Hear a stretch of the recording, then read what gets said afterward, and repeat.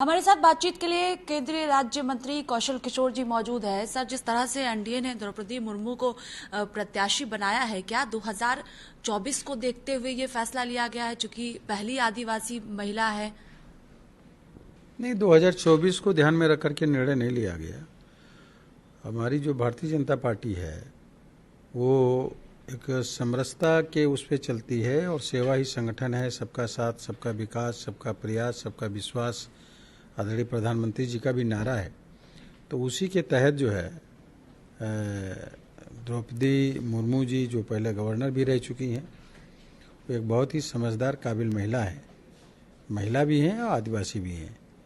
तो मौका दिया गया है ताकि आदिवासी समाज का या पार्टी के और सब लोग जो काम करते हैं उनके सबके अंदर, पूरे देश के अंदर ये भावना लोगों के अंदर पैदा हुई है कि भारतीय जनता पार्टी सभी को लेकर के चलने का काम करती है और सभी को मौका देती है। इससे हटकर सर सवाल कि कल उत्तर प्रदेश के 2 सीटों पर उपचुनाव होना है, आजमगढ़ और रामपुर, जो समाजवादी पार्टी का गढ़ माना जाता है।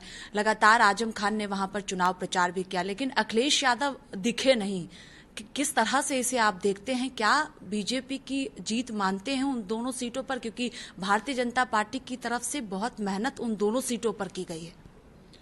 दोनों सीटें भारतीय जनता पार्टी जीतेगी। अखिलेश जी चुनाव प्रचार में इसलिए नहीं गए क्योंकि रामपुर में वहाँ की जनता अलग सवाल करती इनसे, और आजमगढ़ में चुनाव जीतने के बाद लौट करके नहीं गए। तो वहाँ के लोग पूछते कि 3 साल के बाद भी आप 3 साल व्यतीत हो गए, चुनाव जीत के गए, लौट करके नहीं आए, क्यों नहीं आए? तो उन सवालों से, जनता के सवालों से बचने के लिए इन्होंने चुनाव में न जाने का फैसला किया होगा, जहाँ तक मेरा अनुमान है। और दोनों जगह बीजेपी जीतेगी। आप सुनिश्चित है आजमगढ़ और रामपुर सीट को लेकर? चूंकि जब आजम खां प्रचार करते हुए दिखे तो कई तरह के आरोप उन्होंने सरकार पर लगाया है। जेल की बातों को भी जनता के सामने रखा है। इसके साथ ये भी कहा कि पुलिस लगातार उत्तर प्रदेश और रामपुर आजमगढ़ की जो जनता है उस पर अत्याचार कर रही है। आजम खां इस तरह की भाषा तो बोले करते हैं। जब उनकी भैंसें चोरी हो गई थी उनकी सरकार में, तो पुलिस लग गई थी भैंसों को ढूंढने में। तो वो गलत तरीके की बयानी कर रहे हैं। जेल अगर वो गए हैं तो उसके कारण स्पष्ट है किन मामलों में जेल गए।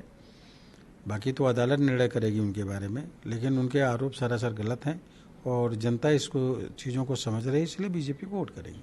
बहुत शुक्रिया बातचीत के लिए। देखिए, साफ तौर पर कहना है कि आजमगढ़ और रामपुर दोनों सीट पर उपचुनाव है और दोनों सीट पर ही उत्तर प्रदेश की जनता का आशीर्वाद भारतीय जनता पार्टी को मिलेगा।